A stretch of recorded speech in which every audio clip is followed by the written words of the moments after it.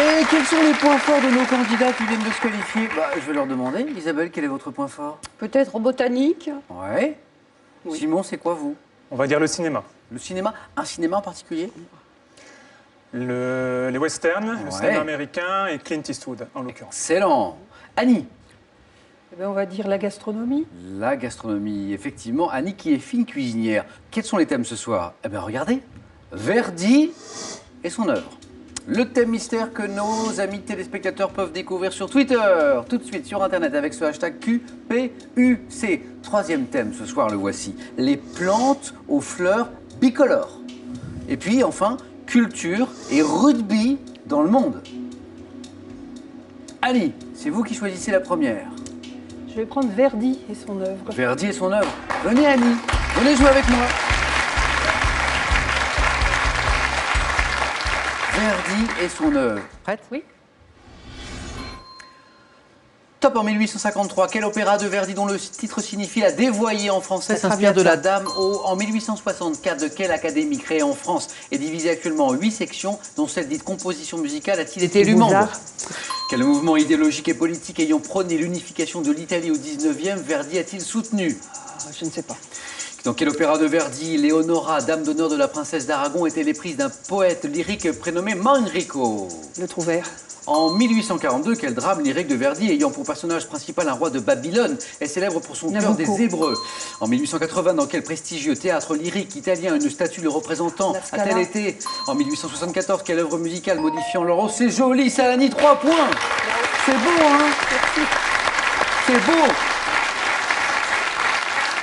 Il vous en a manqué une. Je me tourne vers Simon et Isabelle. Ce mouvement idéologique, politique, ayant prôné l'unification de l'Italie au 19e, que Verdi a soutenu, c'est le Risorgimento. Ah oui. Et on peut l'applaudir à Annie pour ses 3 beaux points. Merci Annie, merci à vous.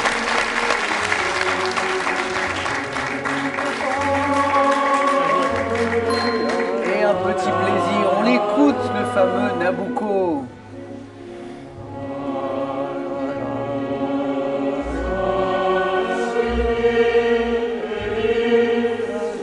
On se cultive, on apprend des choses à la question pour un champion. Un petit plaisir musical, ça fait du bien aussi de temps en temps.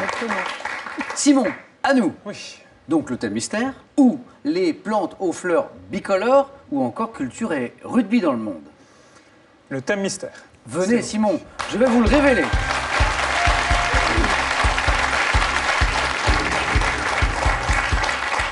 Suspense, les titres de noblesse. C'est pas mal, c'est un joli thème. On y va? On va essayer.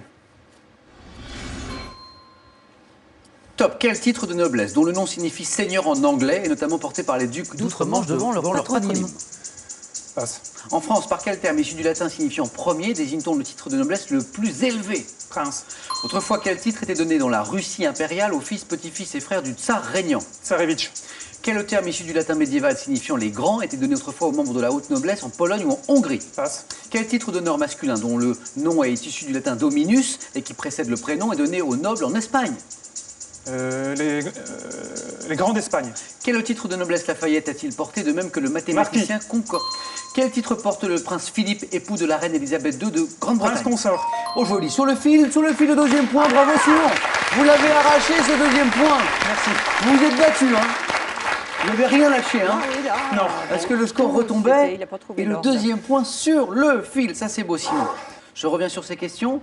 Ce titre de noblesse dont le nom signifie seigneur en anglais, vous l'avez? Lord. Non, c'est Lord. Lord. Le titre donné autrefois dans la Russie tsariste aux fils, Ah oui, petits-fils ça, et il frères l'a du dit. tsar régnant, c'était grand-duc. Ah oui. Ah ouais. Ouais. J'aurais dit Ce pareil. terme signifiant les grands donné autrefois aux membres de la haute noblesse en Pologne et en Hongrie, est-ce que vous l'aviez, Annie et Isabelle? Les magna ou magna, les Magna. deux se disent. Waouh. Et enfin, et je pense que vous l'aviez Simon, ce titre d'honneur masculin, dont le nom est issu du latin dominus, Donne. voilà, donne, qui précède le prénom donné aux nobles en Espagne. 2 points arrachés sur le fil, bravo à vous Simon. Merci. Merci. À nous Isabelle. Allô? Alors qu'est-ce qui vous séduit entre les plantes aux fleurs bicolores ou culture et rugby dans le monde? Les plantes aux fleurs bicolores, plutôt. Venez Isabelle, venez avec moi. Porte-bonheur peut-être.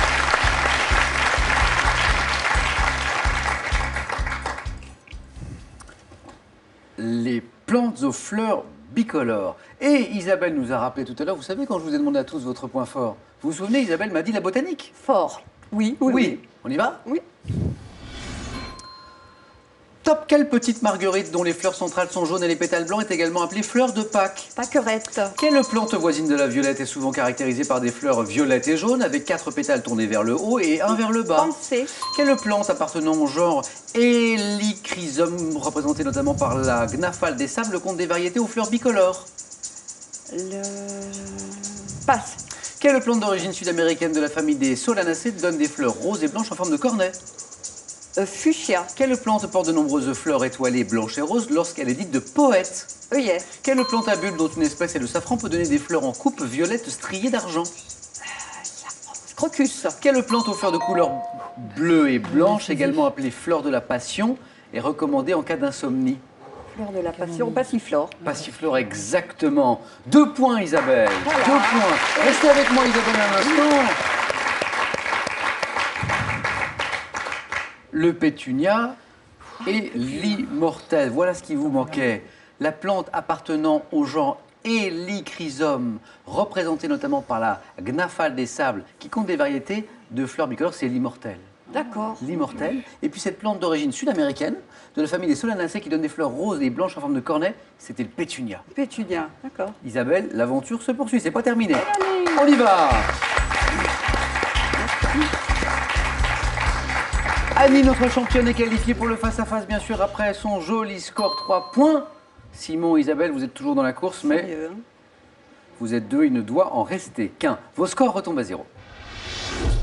Voici un jeu décisif. Regardez. Que suis-je? Individu autrefois muni d'une marotte, comme celle que vous découvrez à l'image. Oui, Isabelle? Un bouffon. Un bouffon, exactement, c'est la bonne réponse.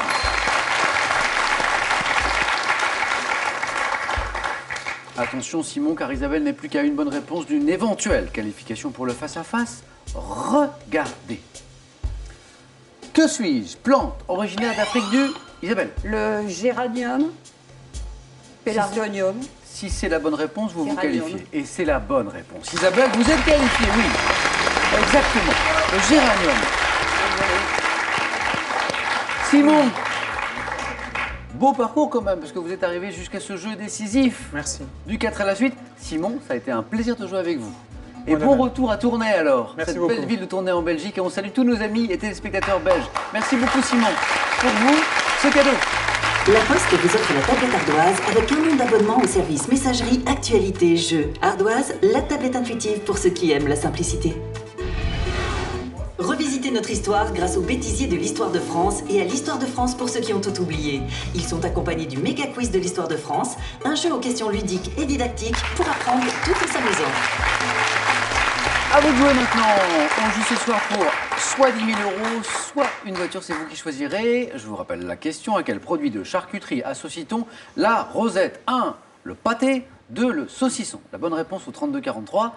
Et par SMS, eh bien, vous envoyez 1 ou 2 au 7 10 20 et tirage au sort parmi les bonnes réponses. Qui sera sacrée championne ce soir? Annie pour la deuxième fois ou Isabelle pour la première? Réponse dans un tout petit instant. À tout de suite sur France 3.